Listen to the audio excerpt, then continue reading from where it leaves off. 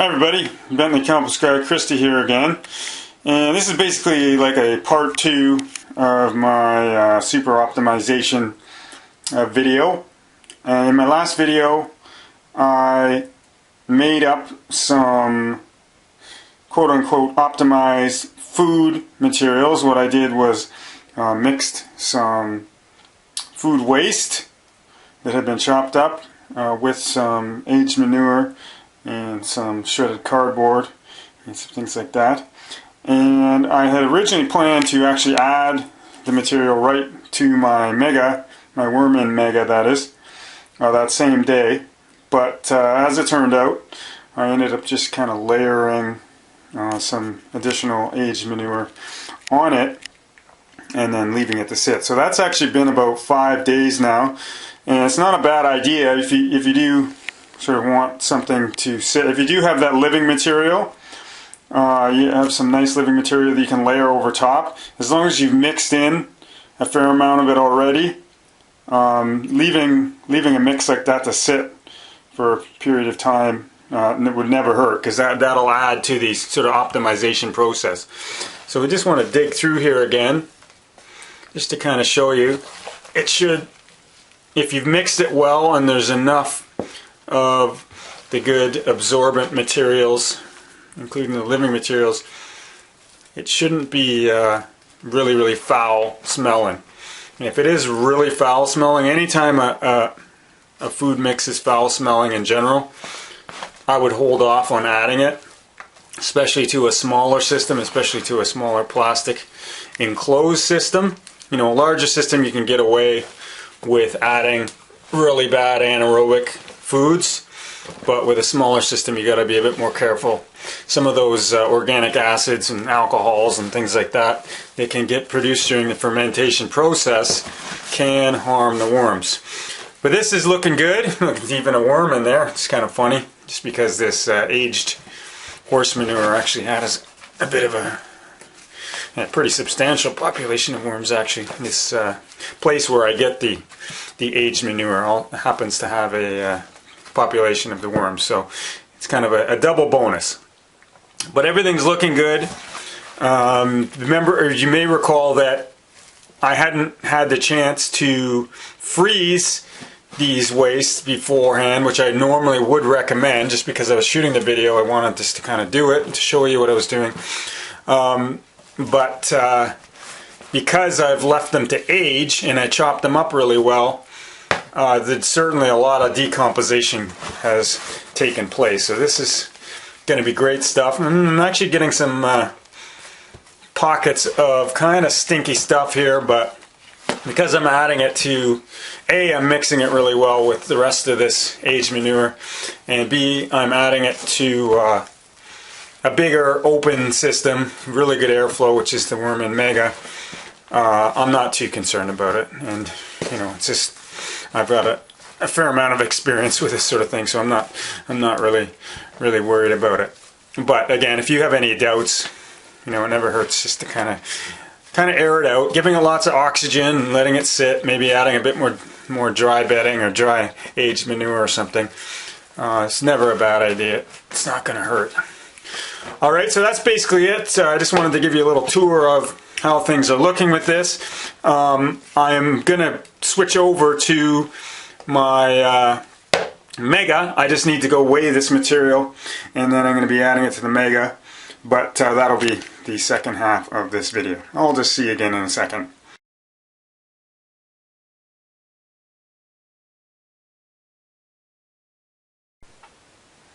Okay, we are back. I have made my buckets of food mix, and it came to about just under 18 pounds of food material. And it was pretty gamey, actually. I was quite surprised. But one thing I forgot to mention, and it's something that I've actually written about in my little report called The Ugly Truth about, I think that's what it's called, The Ugly Truth about vermicomposting, when I get into all the big frustrations that everybody kind of commonly deals with. With odor, you know, anaerobic conditions is one of the main reasons for bad odors, but there are also certain types of food materials that when decomposing happen to produce stinky compounds. And a prime example is all of the sort of broccoli family, cabbage family, that bunch of vegetables can definitely be pretty foul when they are decomposing. And what I sort of failed to notice was that I had a lot of kale in that particular mix that I was aging, so I have a sneaking suspicion that that was a big part of it. So these broccoli vegetables, broccoli-like vegetables, cauliflower, kale, Brussels sprouts, these ones, and cabbage obviously, can produce a sulfur-containing compounds, and they can be pretty stinky, even if it's got a decent amount of oxygenation. So it's not necessarily always going to be 100% anaerobic conditions that are the culprit. So anyway, here we are. These worms just keep on going. They just keep processing. You can see the level just keeps going down and down and down. And with something like a manure mixed in, typically you're not going to see that settling down as quickly, but I'm actually quite surprised that it is continuing to go down as much as it is, because the manure is almost like a partially composted material in a sense. Like it's gone through an animal's digestive system and decomposed a fair amount, and so it tends to keep its volume. The amount of manure that you add to a system, it's nothing like a water-rich food material that is going to be next to nothing once the water's gone. It tends not to reduce in volume all that much, the manure that is. So anyway, it's kind of surprising.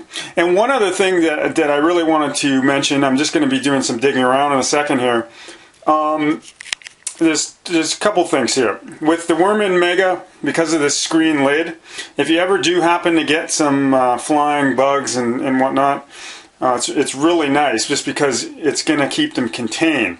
But what's really, really fantastic, one thing I didn't mention about the optimization of food waste is, apart from speeding up the process and potentially making a better quality end product, you are optimizing for these composting worms. What a lot of people do is they're throwing in these bulky scraps, just your banana peel, apple core, all these things kind of, largely intact, and they're not ready for the worms. The worms cannot start feeding on them right away. So they are prime breeding ground for flying pests, things like fruit flies, and fruit flies is the most common example. Things like fungus gnats are another one, and they can overtake the system because they've got these little nurseries of habitat. Whereas when you're really, really optimizing, freezing for one thing, if there happens to be any fruit fly eggs in the peels already, that can kill them off. But even sort of setting up shop, if you're freezing them and then you're chopping them up really, really well, and mixing them with an aged manure or living material in general, the worms can get right into it. And you got a really nice density of worms the way I do in this Mega. It's basically like they're out competing any kind of insects. Because what's interesting about this setup is that I do actually have, I can see the odd flying critter every now and again. Okay, so they definitely have this tiny population of flying pests, but because of the fact that these worms are just diving right into this food material so quickly, I have no issues. Obviously, if I did, this screen lid would be great and it would keep them contained, but just the fact that everything is so well optimized for the worms, it means it's not as well optimized for some of these other organisms. Certainly totally optimized for other organisms, but because of the fact that there are so many worms, they're basically just able to outcompete. So that's just an important point to keep in mind. So the density of worms that you have in a system and how well optimized the food materials are that you're adding can have a huge impact on the sort of annoyance that you can experience with flying pests, or lack thereof, as is the case here. Okay, I don't want to get too rickety here. I'm just going to open this up. What I'm actually doing today, I talked last week about, kind of borrowing worms from this system already for my own harvesting efforts for my own small worm business up here in Canada. So I'm going to be doing a bit more of that today. I'm actually going to clear out, it's a bit of an experiment as well. I want to kind of clear out a good chunk of the upper layer and see what happens. See how many worms can still come up, even though I'm cleaning out a good chunk of them from up above. And anyway, let's start taking a look here. I always enjoy taking these. Oh, look at that! Just gobs and gobs. I know it's not very clear, but I mean you can see that whole ball of material just moving. Lots of worms. So I need a little container here. Just have a little tray. This isn't really the best way to do it, but you know, when you're doing it one hand, it's sort of a limit to what you can do. I'm just gonna grab, oh yeah, every handful that I grab, just load it. I can only imagine. I couldn't even estimate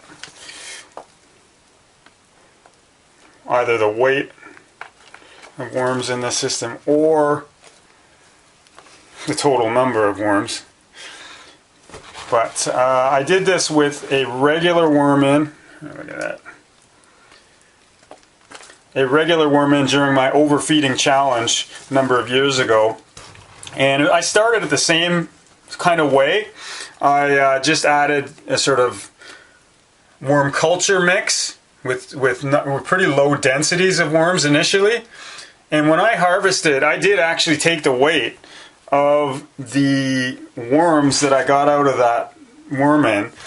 And, you know, again, it's sort of like half the size, even less than half the size in terms of composting capacity.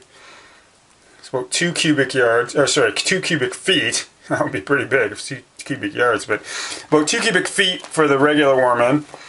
And I ended up with about 3 pounds of red worms. So I thought that was pretty cool.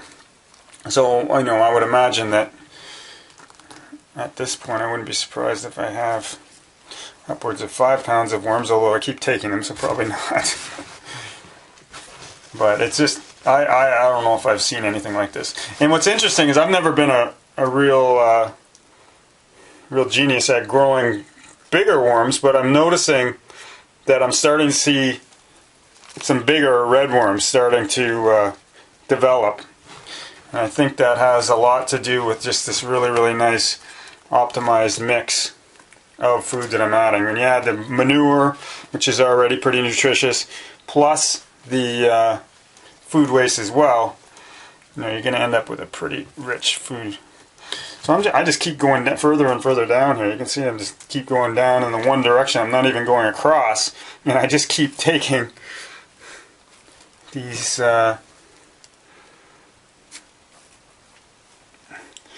gobs of worms, essentially.